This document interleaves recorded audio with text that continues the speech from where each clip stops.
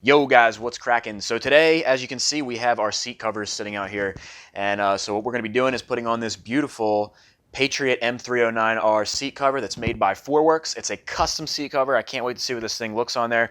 We're going to be installing that onto this 250R seat. You can see this thing is looking ratty the way that it is. And you may be wondering why we have another blue 250R seat cover. And I'll be explaining that in a second, but we're actually going to be putting both of these covers on this seat. And guys, if you've been following the channel, you know my ESR exhaust system did come in the mail, so we're going to be getting into that after we put the seat cover on. A couple other things as well, but first and foremost, let's get this seat cover on because I can't wait to see what it looks like.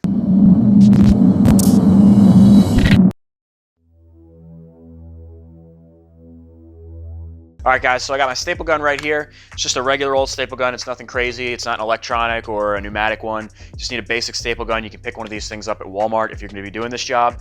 And essentially what we're going to be doing is, first and foremost, we're going to take off this ratty cover that's been on here. God only knows, this might even be the original seat cover.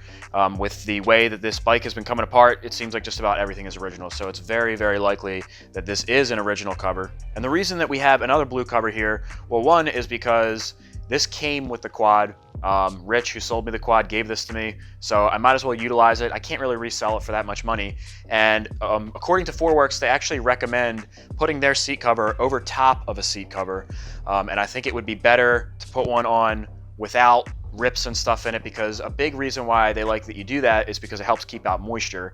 So if we did that on this seat cover, we're going to be getting moisture in where these big cracks and openings are. All right, guys, now I've already gone ahead and cleaned up the bottom of my seat. Definitely don't want to be working with some grody ass seat cover. So what we're going to do is go around the perimeter of the seat and get rid of all these rusty staples. So basic tools here. Got a flathead. The sharper the head is, usually the easier it's going to work for you, but any flathead will work. And of course, we got needle nose pliers and some dikes. So I'm just going to go ahead and start working around this thing, and then we'll take it from there.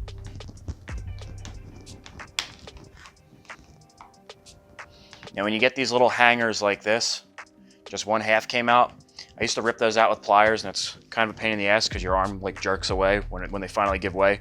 But if you take a pair of dikes, just squeeze them, they pull out like nothing. All right, we got all them staples out.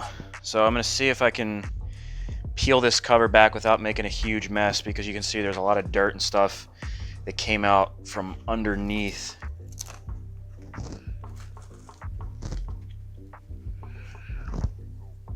I don't see any holes from old staples from like a different seat cover, so it is possible this may very well be the original seat cover. This quad's a 1987 for anybody that's not following.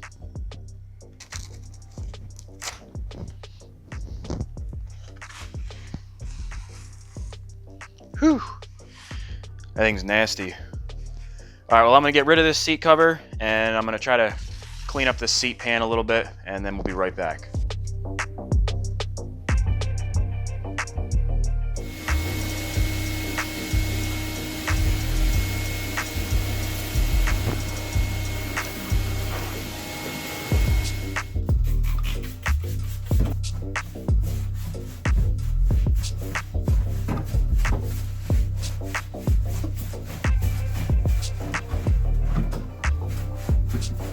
All right, so our seat pan cleaned up pretty nicely.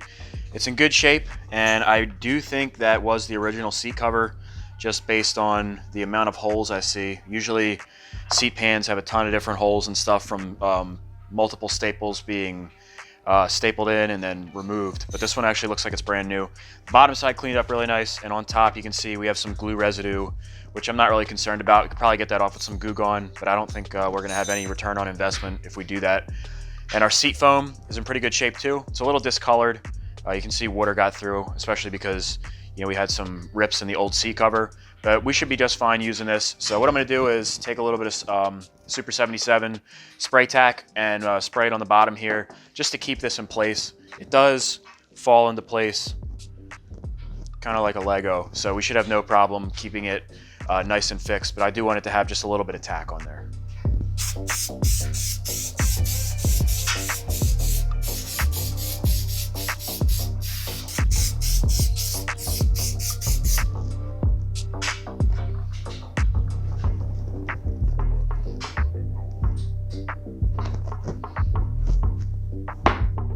All right, so first we'll put on this blue cover, and I know I originally said that we were going to use this staple gun right here, but I actually had to go out and buy that spray tack, and when I was at the store, I found this pneumatic staple gun for 35 bucks, so I figured it was worth a shot.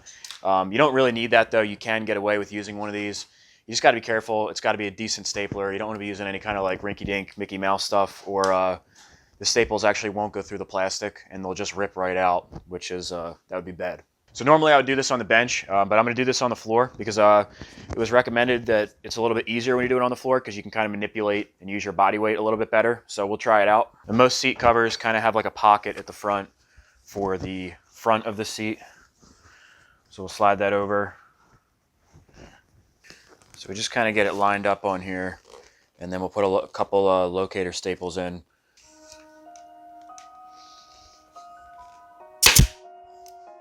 Oh, that's nice. That's a lot nicer than using this, I'll tell you that much.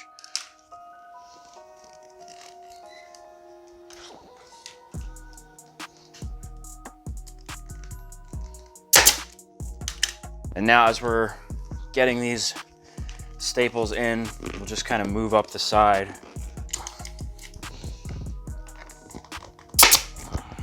And I don't want to go crazy with the amount of staples because we're going to be putting that Fourwerx cover over top of this. And if there's a whole shitload of staples in here, then we're going to be, we run the risk of running over top of some of the other staples, and then they won't go through. All right, so we have this seat cover located for the most part. You can see there's a lot of excess, and we'll cut all of that off. But for right now, I'm okay with it. And it's okay that we have a little bit of a loose spot here. Like I said, I don't want to go crazy with the staples right now because the Fourwerx cover is going to go over top. So once we put this cover over top, we'll make that one nice and tight, and you won't be able to see any of these wrinkles or anything. Like I said before, this is like an added layer of protection.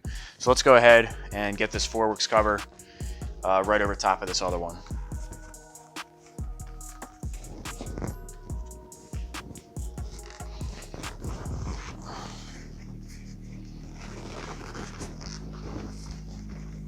And I must say, the fitment on the Fourwerx feels much better than the cheaper seat cover without even putting any staples in it.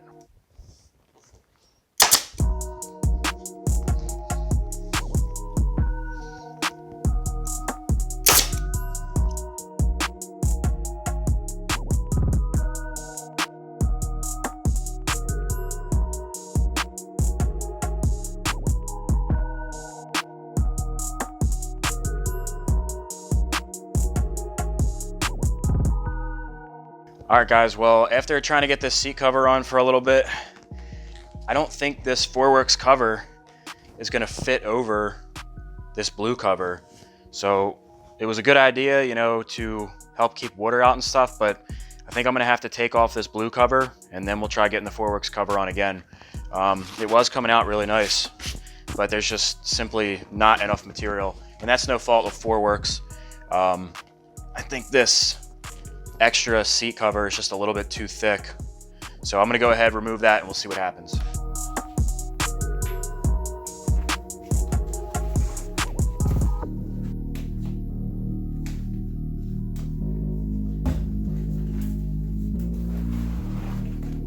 All right, let's try this again. And after further review, I have concluded that working on the bench is my preference.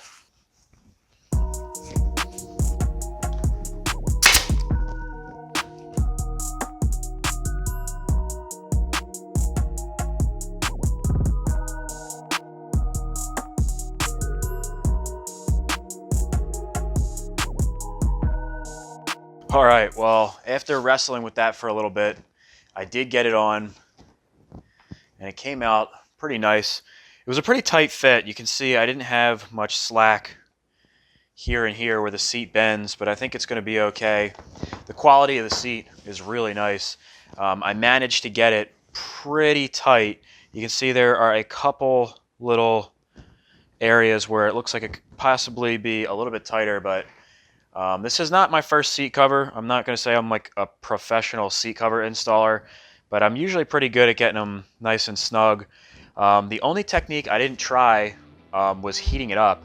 Now, I didn't see on Fourwerx website or with the little card that they sent that they recommend heating it up. So I'm not sure that that would have been a good idea regardless. But I think it looks really good. So let's throw it on the plastics. We'll see what it looks like. Oh yeah, baby. Look at that. Definitely looks better when it's actually on the plastics. I think that looks killer. I can't wait to get the graphics on here. And the graphics are basically done. I'm just waiting. I don't want to have those printed until I'm 100% certain that all of the logos and everything that I want on there are all finalized. I will post up a small thing right here of what the graphics look like. It should look killer with this color scheme though, with the seat cover and everything. It should be pretty awesome. A lot of these little imperfections will work themselves out once this thing gets some heat, once it sees some sunlight. A lot of times when you put on seat covers, they don't look quite perfect right after you install them. A lot of the times there's like wrinkles and stuff that are worked into them just from being folded for extended periods of time and stuff. But a lot of that stuff usually works out. All right, well, I'm really happy with the way that seat cover came out. It's super high quality. If you've ever worked with a Fourwerx seat cover, it is a premium seat cover. And I have to say, I definitely recommend getting one of these little pneumatic staple guns if you've got an air compressor, because this made the job a hell of a lot easier. Pick this thing up for like 35 bucks. I will have this linked in the description below if you guys are interested in getting one. All right, now I know what y'all been waiting for. You want to see the ESR exhaust? All right, I'll show you. I didn't think it was gonna work. Well, check this out, guys. If that's not a good looking exhaust, I don't know what is. So this is the ESR TRX5. It is supposed to be the best all-around pipe and the best pipe that Eddie recommends for motocross. All right, now I'm gonna try to give you guys a good look at this thing, but it's so damn big, can't even fit it in the screen. So I'll give you a look at the silencer first. So these do come in different colors. I believe you can get the tip, the exhaust band, and the actual canister itself a different color, if I believe so, or if I'm not mistaken. However, I did think that it would look best in all silver for this build. I think it's a really simple look, which is kind of what I wanted. Black probably would have looked good as well, but it's really good quality. You can see O-rings in there. Everything fits nice. It's got a good weight. It does not feel cheap at all, and it's got this nice billet exhaust hanger on it. It's a really nice piece. Now, before I get to the expansion chamber, you'll notice I did get an ESR brake pedal. This is a huge improvement over stock. These teeth look like they're super sharp, and they'll be nice and grippy on your boot. Plus, it just looks trick. It looks so much better than the stock one. And I also picked up a Pro Design shifter. So this was used. I polished it up.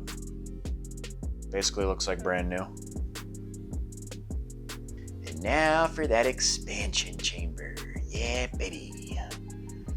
Look at that. Expansion chambers are just cool. So this is a stamped pipe. And these are relatively inexpensive. The full set, this full setup here costs, I think, just under 500 bucks. Really looks nice, and it's a big pipe. It's really big, and the quality feels really good. Like, it's heavy, so I think it's a thicker gauge steel that Eddie uses on these. And I still have that Dyno Port pipe, so I'm actually gonna just get that out and do a side-by-side real quick, because I think this ESR is quite a bit bigger than the Dyno Port. All right, so let me see if I can do these things justice. So the expansion chamber in general, you can kind of see it here on the ESR, is quite a bit bigger, and I can actually measure those in a second here. But it just has a smoother transition. The gap is larger here too. Like, this has a larger circumference on the swing, whereas this one's a little bit tighter. So I'd imagine that this exhaust has a little bit better flow. And something I don't like about the Dyno Port, and I'm not trashing the Dyno Port, but I'm just doing a comparison here. I don't like this sharp edge right here. You see the ESR pipe, everything is a nice smooth transition. I really don't like that.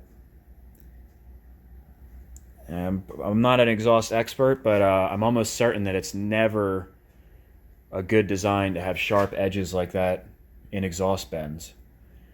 So like I said, I'm not an expert on that, but that's definitely something to take note of. So it's kind of an unfair comparison here, but I like to show you guys. ESR is definitely a nicer pipe.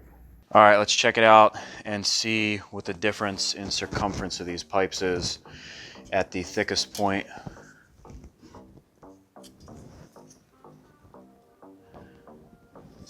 So the Dyno Port is just under 15 inches, probably like 14 7/8. And the ESR is just over 16 1/2. It's probably almost 16 3/4.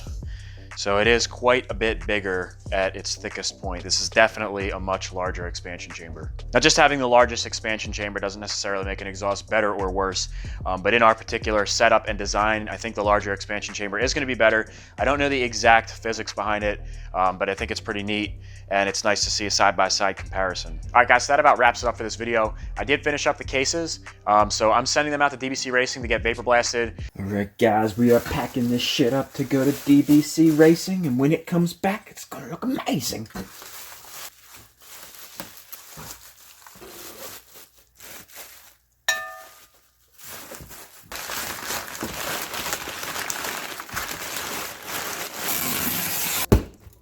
I just shipped them out today, so hopefully they will be at DBC Racing probably Monday or Tuesday, and probably the following week I'll have those cases back, and we can start getting that motor together. And the only other thing that's holding us up is the Nerf bars. I believe they're being shipped out on Monday, and then I can send the stuff out for powder coating, and we can get stuff underway. I know it's been a slow process, guys. Believe me, I'm like pulling my hair out over here, just dying to get this thing started. I cannot wait to get this build started. You have no idea, and I can't wait to take this thing to the motocross track and just ride. So everything's coming together. It's gonna happen, guys. It's gonna be awesome. So until the next one, guys, please remember to give me that thumbs up if you're enjoying this content. Also, remember to check out the Mike Sabo merch. It's in my Teespring store located directly below this video. All the proceeds go to helping out the channel.